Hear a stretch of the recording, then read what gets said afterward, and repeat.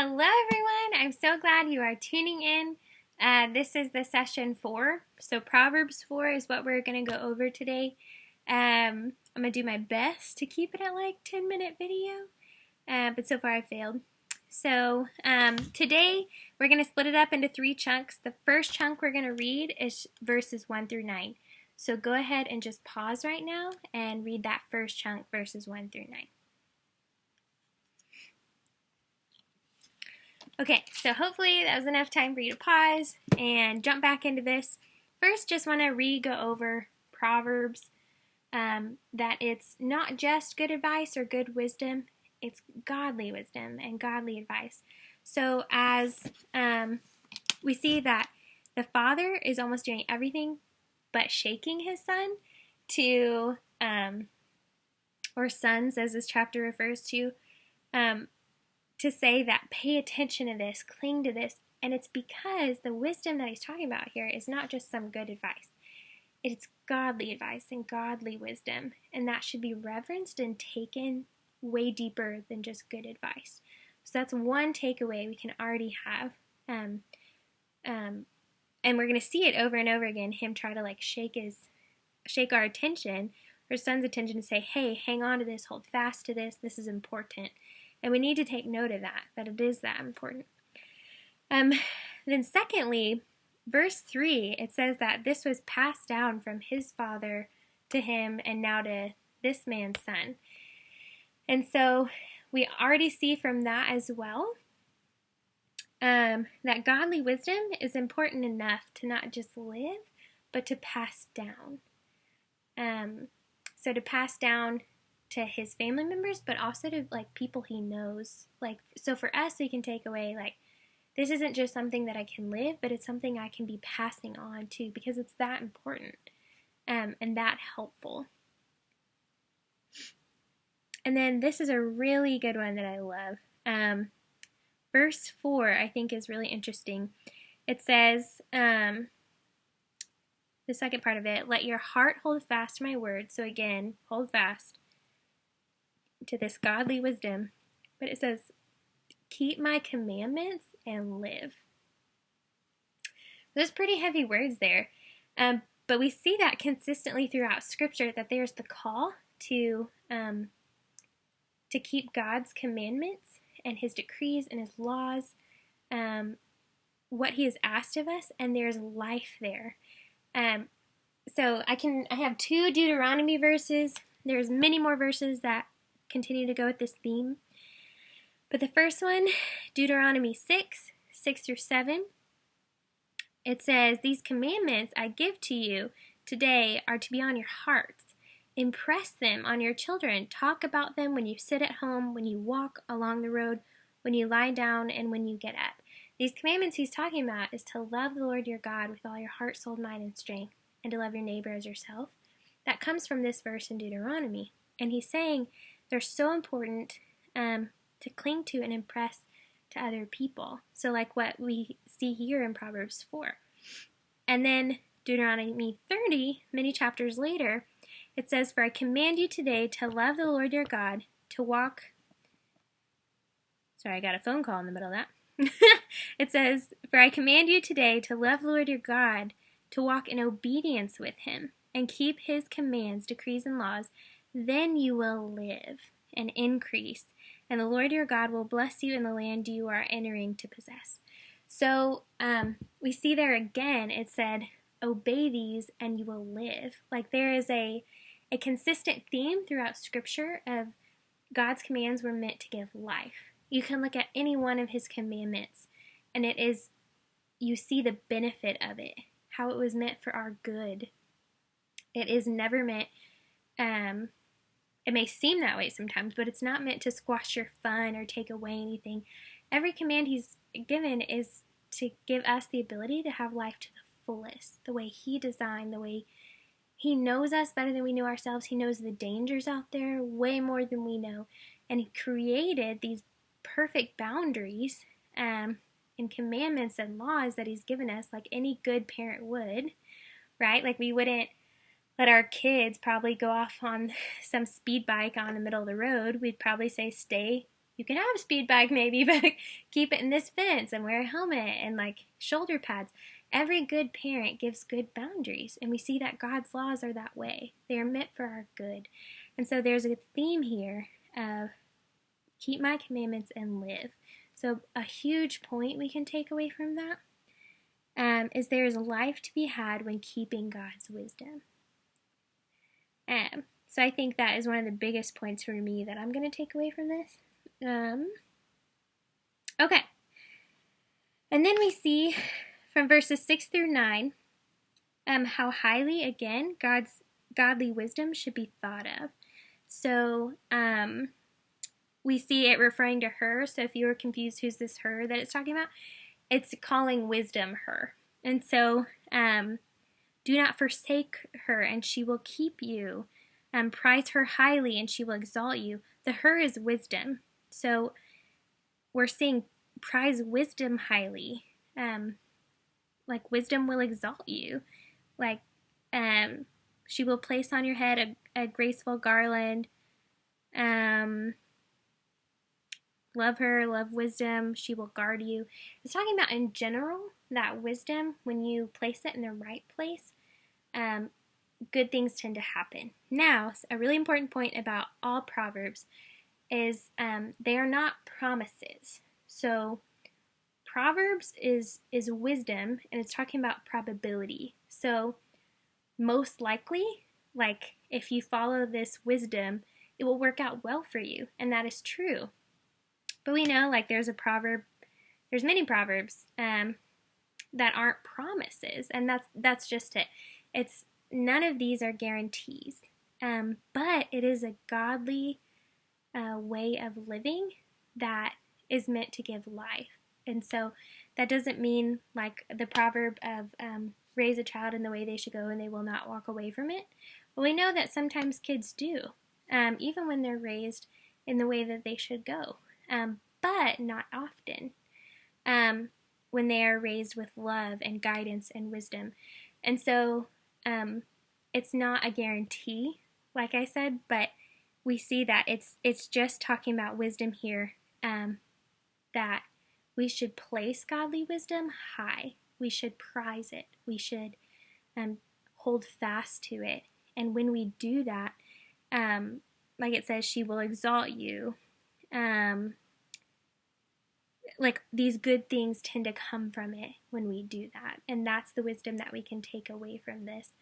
That while life isn't perfect and while things aren't guarantees, that when you do things God's way, they tend to work out well for us, living the way that God has asked us to.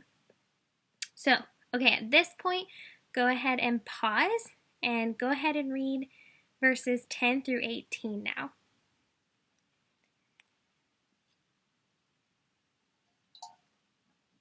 Okay, so hopefully, again, that was enough time for you to pause while I took a drink of water. So 10 through 19. This is, at first glance, when you read this, you're like, maybe we'll do good and don't do good. But it's clearly talking about two paths here through verses 10 through 19. And we can really sum it up by looking at like verse 18 and 19. So verse 18, it says, "But the path of righteousness is like the light of dawn, which shines brighter and brighter until full day." So you see the path of righteousness, that it's like a light of dawn, so a sunrise, which shines brighter and brighter until full day.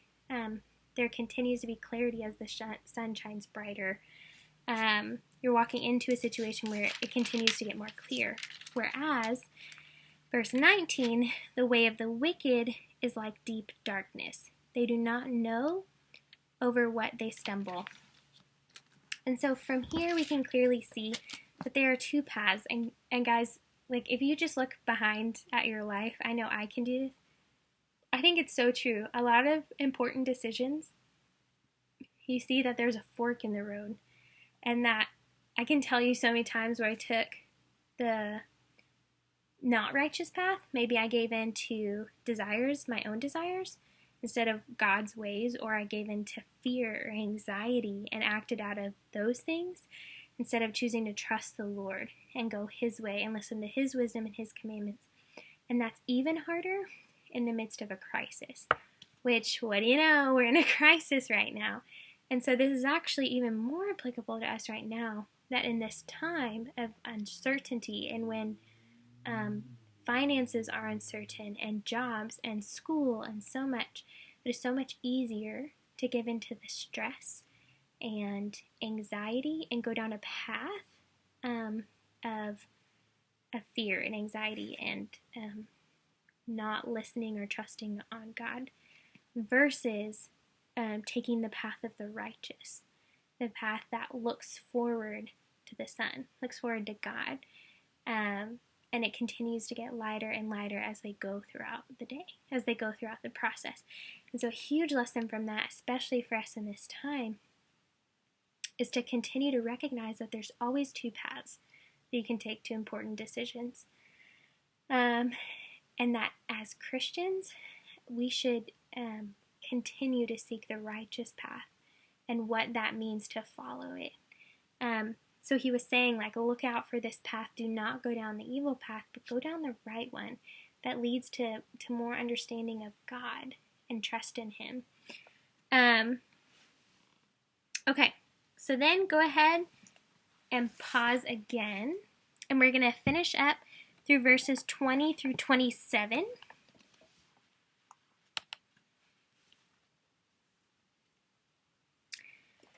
Okay, so as you're coming back, verses 20 through 27, to end here, let me find my notes. So again, we see the call to hold fast, that is continually throughout. It should not be taken lightly, and we should grip onto it. Every godly wisdom piece we get, we should hold fast to. So when the time comes of needing it, we know it, and it is right there in our hearts because we've been holding fast to it. Verse 22, again, we see this theme come up. 21, let them not escape from your sight. Keep them within your heart, for they are life. Again, living in God's commandments and wisdom is life-giving. It is meant to give us a life, to have the ability to thrive in what He's given us. And they are healing. And then verses 23 through 27, we see he gives some actually really practical ways, some practical application. So, for example, 23, keep your heart with all vigilance, and from it flows the spring of life. So we see right there an attention to your heart. So like what's going into it, what's coming out of it, you need to be vigilant about that because from it flows the spring of life. So like the spring of life of your life, like we need to be paying attention to what we're letting in our heart. And then 24, put away from you. It gets even more practical. Put away from you crooked speech. And put devious talk from you. So that's like one little key of practical application of how we can walk on the way of the righteous. So like if you look at Garrett and I's life, we really try not to ever really even cuss. And different people have different opinions on that. But basically, like for me, I know that there's typically much better words that could probably be used in that, but often the connotation that comes with maybe cuss words or something is not the greatest. So what else could I say? Or huge crooked talk that we need to work on just in life in general is like gossip, especially. We are so bad at this. Even in the Christian church, saying, oh, well, I heard that they did this, or, and you can still seem nice about it, but still be talking negatively about others. So that's crooked speech we need to watch. It gives another one, devious talk. So, I mean, how many times do we not like someone or like, well, don't you not like them too? Or like, don't they do this? Deviously talking about someone, trying to get other people to also say things that they don't like about them. Those are things that we can so easily get wrapped into. So that's practically a way, like from our hearts, the ability to flow from our hearts stops up here before it's said. Maybe of your word choices or gossip or devious talk about someone. A way to walk in the righteous is to stop and say, okay, is this the righteous way? No, probably not. So Lord, help me shut my mouth and clear that from my heart. We have another, then it says, let your eyes look directly forward and your gaze be straight before you. I think that is one of the most, probably the pinnacle of like this practical application.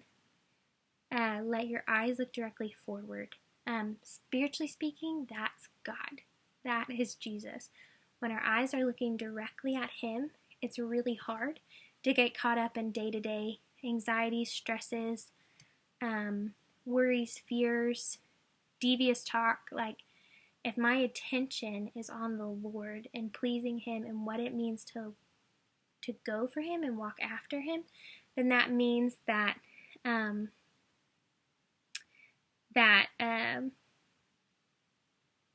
sorry, I just got distracted.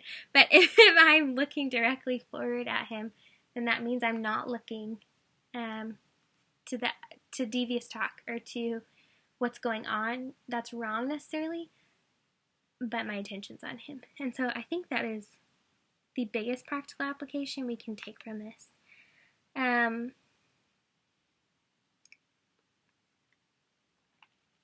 Again, 27, do not swerve to the right or the left. So that's really continuing to refer to stay forward. Keep the path, keep your attention on the Lord. A few takeaways I got. And at this time, I'd ask for you to, at the end of this, after I tell you what my takeaways were, go ahead and really consider what your takeaways are going to be. What James says, not to just be hearers of the word, but doers of the word. So if we're going to do this, we need to take away from it and we need to apply it to our lives. So there are two things that I can automatically and am applying from just reading this passage. The first is to take God's wisdom with a much greater reverence and respect. That like Proverbs or His commands are not just like good advice or what we should be doing. This is God's commands and God's wisdom that we as believers in Him and followers of Him should be in reverence to and holding fast to them. So that's a change for me, like thinking of it more as what it is and having more respect for it. And then two, just that again, there's life to be had in following God's ways and commands. So what life am I missing out on because I'm choosing to go my own path instead of what God has had in store for me when I choose to be anxious or stressed or like choose to go my own way in something versus, no, I'm going to give this to the Lord. I'm going to focus on Him and walk His way. Like how much life-giving life am I missing out on because I'm not doing that? And so those are my two takeaways. I hope that you guys will just take one last pause before you end, and we'll write down at least your takeaways and what you're going to do with it. So thank you for tuning in, and we will see you tomorrow.